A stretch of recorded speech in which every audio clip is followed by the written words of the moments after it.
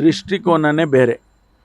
Governor ಹೇಳೋದು ಅವರಿಗೆ file ಹೋದ ಮೇಲೆ ಅದಕ್ಕೆ ಅವರು ನಾವು ಲೋಕಾಯುಕ್ತಕ್ಕೆ ಕ್ಲಾರಿಫಿಕೇಷನ್ ಕೇಳಿ ವಾಪಸ್ ಕಳಿಸಿದ್ದೀನಿ ಅಂತ ಹೇಳ್ತಾರೆ.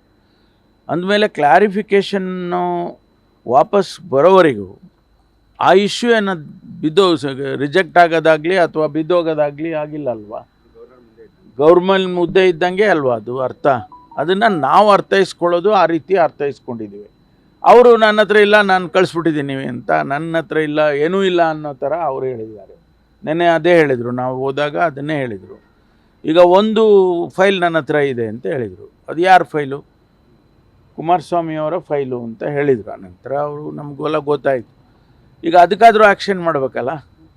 ಅದಕ್ಕೇನು ಕ್ಲಾರಿಫಿಕೇಷನ್ ಇಲ್ಲ. ಅದಕ್ಕೆ ಸ್ಪಷ್ಟವಾಗಿ ಅವರೇನು ಕ್ರಮ ತಗೊಂಡಿದ್ರು ಮತ್ತು ಅದು ಕಾನೂನಿನ ರೀತಿ ಇದೆಯಾ, ಕಾನೂನು ಬಾಹಿರವಾಗಿದೆಯಾ, ಅದೆಲ್ಲ ಈಗಾಗಲೇ ಅಲ್ಲಿ ತಿಳಿಸಿದ್ದಾರೆ.